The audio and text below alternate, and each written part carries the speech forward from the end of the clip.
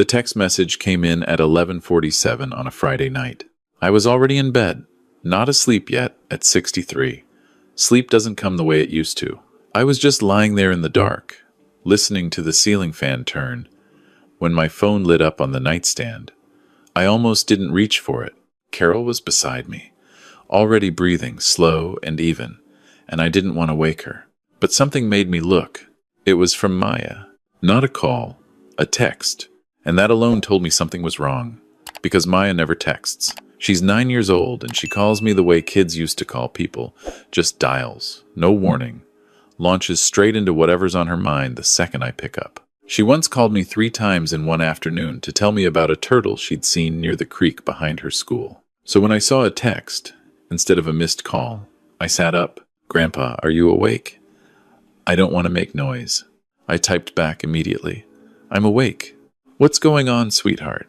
3 dots appeared, then disappeared, then appeared again. I was already sitting on the edge of the bed, feet on the floor. They left. I stared at those 2 words for a moment. Then I called her. She picked up on the first ring, and the sound she made when she said "Grandpa, quiet." Trying so hard to hold herself together, that sound hit me somewhere behind the sternum and didn't let go. "Hey," I said, keeping my voice low and steady. "Hey, I'm here." "Tell me what happened." "They left for Disney," she whispered. "All of them." I woke up, and the house was quiet, and I looked in their rooms, and nobody was there. I pressed my hand flat against my knee. "When did they leave?" "I don't know. Their bags were gone. Biscuit is still here. Biscuit is the family's beagle. They left food out for him, and there's a note on the fridge." "What does the note say?" I heard her moving through the house. Small footsteps on hardwood, then silence while she read. It says, "Mrs. Patterson next door has a key if I need anything." And there's a $20 bill under the note. Her voice didn't break when she said it. That was almost worse than if it had. "Grandpa, why didn't they take me? Did I do something wrong?" I was already standing. On my side of the bed, in the dark, I was on my feet without making a decision to stand. My body just did it. "No," I said. "You did nothing wrong. Nothing at all. Can you do something for me? Can you lock the front door and go sit on the couch with Biscuit until I call you back in a few minutes?" "Okay," she said. Then, very quietly, "Are you coming?" "Just go sit with Biscuit," I said. "I'll call you right back." I hung up and turned on the lamp. Carol was awake. She'd been awake, I think, since the phone lit up 41 years of marriage, and she has a radar for when something's wrong that I've never been able to explain. She was looking at me with that particular stillness she gets, waiting. "Maya," I said. "Daniel and Renee took the kids to Disney World. They left her home." Carol sat up straight. "Alone?" "Alone." She looked at me for exactly 1 second. Then she got out of bed and went to the closet. Let me tell you something about Carol. People who don't know her well sometimes think she's the quiet one, the one who softens my edges, who talks me down from things. And she does do that. But there's another side of her that I have never in 41 years wanted pointed in my direction. She pulled her travel bag down from the shelf without saying a single word, and the silence in that room had a temperature to it. I called Maya back while Carol packed. "Okay, sweetheart, here's what's going to happen. Grandma and I are going to drive down tonight. We're going to be there when you wake up in the morning. I need you to try to get some sleep. All right? Can you do that for me? Can Biscuit sleep in my bed?" "Biscuit can absolutely sleep in your bed." A shaky exhale. "Okay, Grandpa. I love you. We'll be there before breakfast. Don't open the door for anyone. I love you too." I stood in the kitchen with my phone, doing the math. Maya lives with her parents, my son, Daniel, his wife, Renee, and their 2 biological kids, 12-year-old Marcus and 7-year-old Sophie, about 4 hours south of us. If we left within the hour, we'd arrive around 4 in the morning, early. But she wouldn't be alone all night. Then I opened a browser and looked up Disney World. My jaw tightened when I found what I was looking for. I've taken enough vacations in my life to know that when families book Disney, they don't just book the park. They book the resort. I knew which one they'd be at. Daniel had mentioned it 3 months ago at Sunday dinner, letting it drop into the conversation the way he sometimes does with things he's proud of spending money on. The Grand Floridian, 5 nights. He'd made a point of saying the room had a view of the castle. I also knew because Daniel is nothing if not predictable, that they would have driven down. He doesn't fly with the kids if he can avoid it. 12-hour drive. Probably left yesterday afternoon or early this morning, which meant they were already there, already checked in, already settled. Good. That meant I knew exactly where they were. Carol appeared in the kitchen doorway with both our bags. 4 hours, I said. I know, she said. I already put the coffee in a thermos. We were on the highway by 12:30.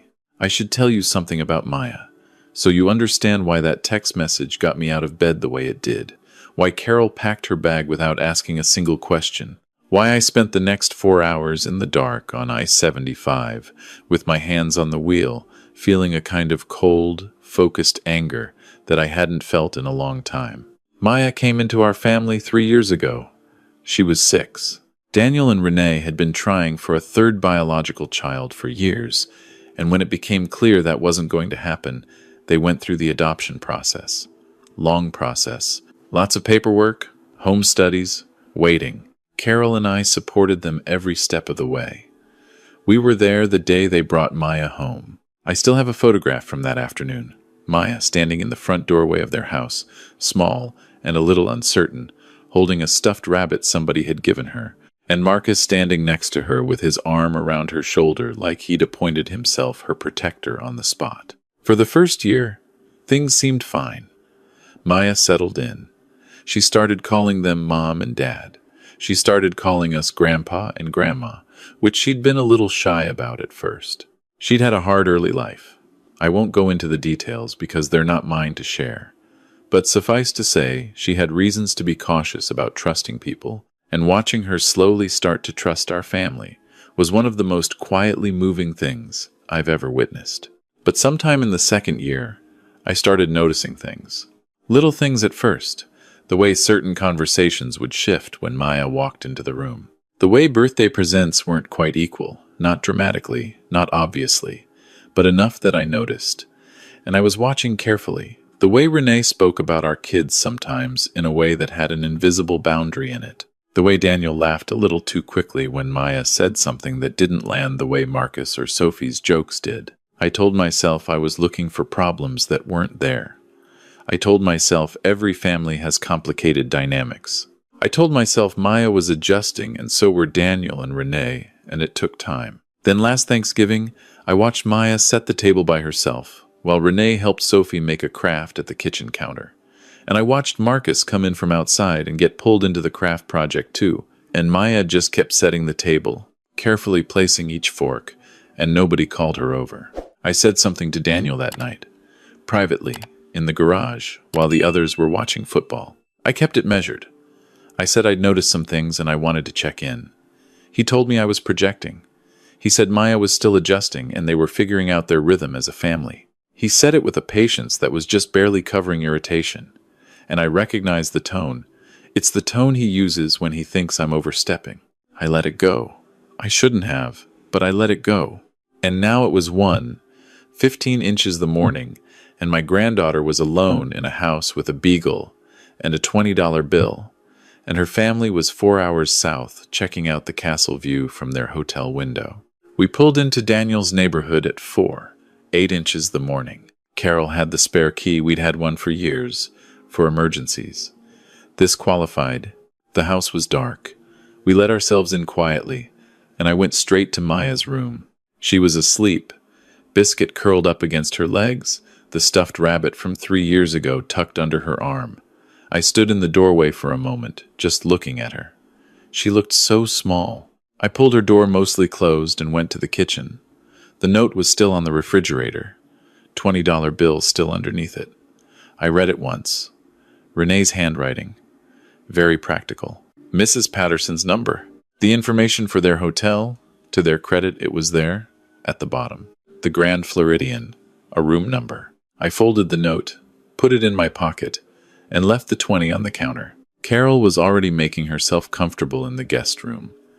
I sat at the kitchen table in the dark with a glass of water, and I thought about what I was going to do.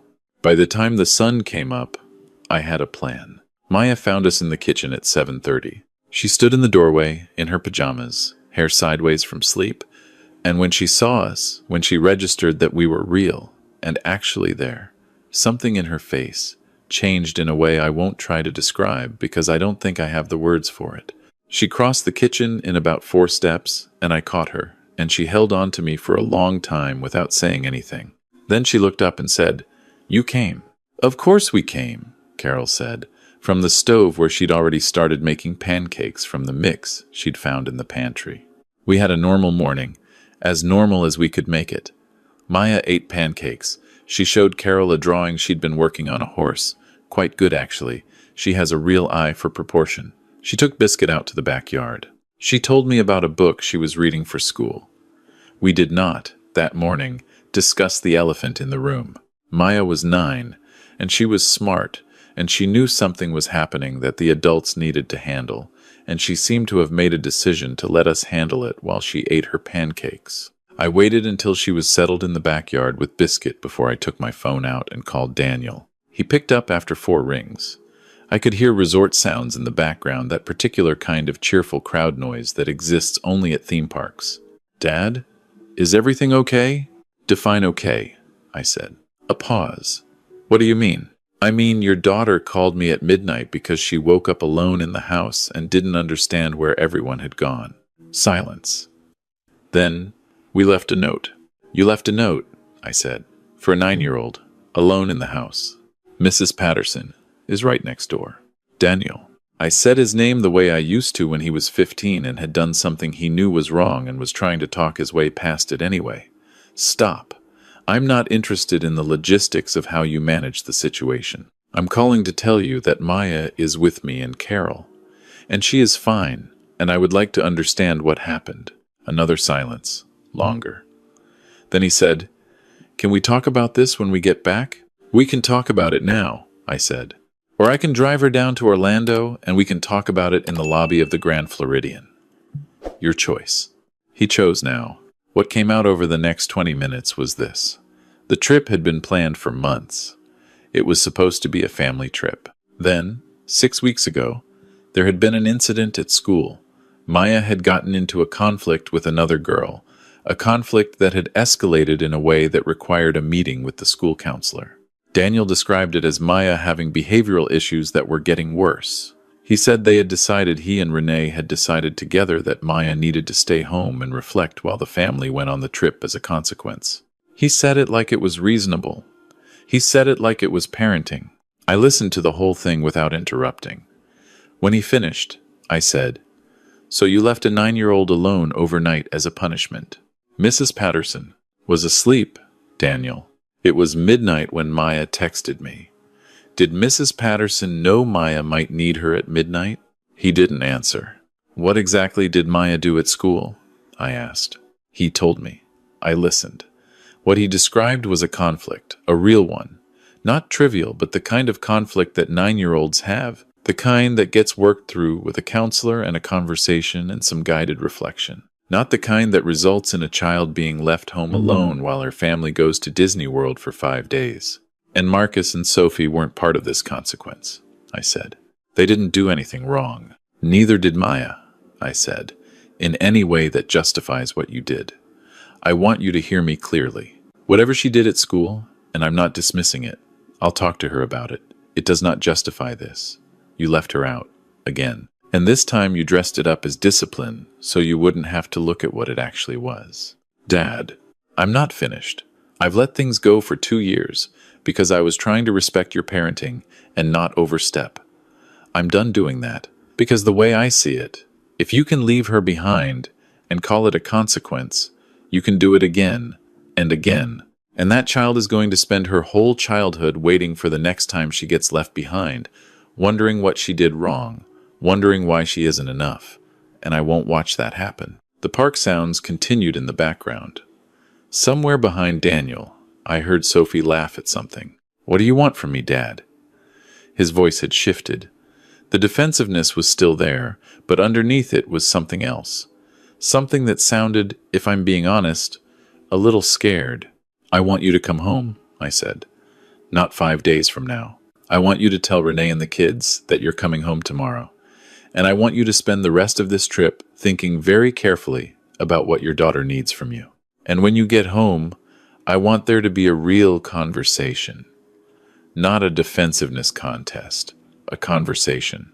Silence. And Daniel, I said, if I have reason to believe that Maya is being treated differently because she isn't biological, not suspected, believed, then I will involve people whose job it is to look into that. I'm not making a threat. I'm telling you what I will do, as clearly as I can. I heard him exhale, long and slow. I'll call you back, he said. He called back 40 minutes later. They were coming home the following morning. Carol was sitting across the kitchen table from me when I hung up, and she looked at me for a moment with that expression I've seen 1,000 times, the one that means she's proud of me for doing something difficult the right way, and also that she would have done it exactly the same way, and it's possible she would have done it faster. Good, she said. We didn't tell Maya the details. We told her that her dad and mom were coming home early, and that we would be there when they arrived, and that things were going to be different. We let her read the room on the rest. She was quiet for a while after we told her, sitting on the back porch with Biscuit in her lap, looking at the yard. Then she asked if we could bake something while we waited. So that afternoon, Carol and Maya baked 2 loaves of banana bread in Daniel's kitchen, and I sat at the kitchen counter and watched them, and Maya stood on the step stool to reach the counter the way she always has to, and Carol let her pour in the vanilla, which is the ceremonial position of honor in any baking Carol has ever supervised. That night, Maya slept in the guest room with Biscuit, and Carol and I stayed in the pullout in Daniel's office, and I lay awake for a while in the dark, listening to the house breathe, thinking about tomorrow. They pulled in around 2 in the afternoon. I had thought carefully about where this conversation should happen. Not in front of Maya. That was not negotiable for me. And I want to be clear about that, because she had already been through enough, and she did not need to sit in a room while adults argued about her. We had Carol take Maya for a walk with Biscuit about 20 minutes before Daniel's car came up the driveway. It was just me and Daniel and Renee in the living room. Marcus and Sophie were upstairs, aware that something was happening, keeping themselves occupied with screens in the way kids do when they sense tension they aren't equipped for yet. Renee cried. I want to be fair about that, she cried fairly quickly. And I do think it was genuine, and I think somewhere in her she had known this was coming, and maybe had known for longer than she was willing to admit that something had gotten off track. Daniel was quieter than I expected. He'd had a day and a half to think, and it showed. I didn't come in angry. I'd made a decision on the drive down that anger wasn't going to be useful here. What I needed was clarity. I told them what I had observed over 2 years. Not accusations, just what I had seen, in order, with specifics. I told them about Thanksgiving. I told them about the birthday presents. I told them about patterns in the way Maya was spoken about versus how Marcus and Sophie were spoken about. I told them that I understood that attachment takes time, and that parenting an adopted child has complications that parenting biological children doesn't have, and that I wasn't expecting perfection. But I told them there was a difference between imperfect and what had happened this week. She called me at midnight, I said, not because she was scared of the dark. She called me because she didn't have anyone else to call. That one landed. I watched it land on both of them. Renee said, I know we made a mistake. And I said, this has to be the last one of this kind. We talked for a long time. Real talking, not the kind where people defend positions at each other, but the kind where people actually say what's true. Daniel admitted that he had been struggling to connect with Maya in a way he hadn't anticipated. He said it with difficulty, and I believed him. And I told him that admitting it was the most important thing he could have done in that moment. Renee talked about the school incident, and I told them I understood it had been stressful, and I told them that stress was not a reason, and they both nodded. By the end of it, there was an agreement. Family counseling not suggested, agreed. Specific changes in how family decisions were communicated to Maya. A commitment to include her, not as an afterthought, but from the beginning, and a conversation they were going to have with Maya together that evening, with me and Carol present if Maya wanted us there. Maya wanted us there. She sat on the couch between me and Carol, Biscuit on her feet, while Daniel and Renee sat across from her and said the things they needed to say. I won't transcribe it. It belongs to them, But I will say that Daniel looked his daughter in the eye and told her she was his daughter, not like a daughter, not in our family, but his daughter, full stop, and that he was sorry, and that it was not her fault, not any of it, and that she deserved better. Maya sat very still while he said it. When he finished, she looked down at Biscuit for a moment. Then she looked back up at Daniel and she said, "Can we go to Disney another time?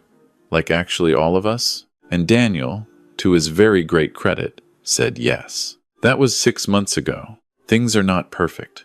I want to be honest about that, because stories that wrap up perfectly tend to be lies, and I'm not interested in telling you a lie. There are still moments when I watch, and I pay attention, and I see things I could wish were different. The counselor they're working with has told them and told me, because I've been to a few sessions, which was not my idea, but I'm glad they asked that what they're working through is real and it takes time and it's possible and it's worth doing. Maya is doing well. She's doing better than well, actually. She made a friend at school, a girl named Deja, who comes over sometimes, and the two of them do art projects that take over half the dining room table. Her horse drawings have gotten even better.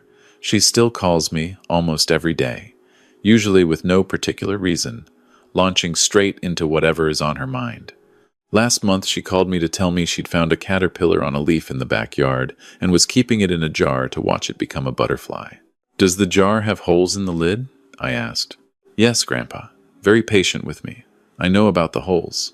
I spent a lot of years in my career as an engineer building infrastructure bridges. Mostly, which people think sounds impressive, but is mostly a lot of calculations and long days in the wind and learning to respect the forces working against you. A bridge doesn't look complicated from the road. You drive over it and you don't think about it.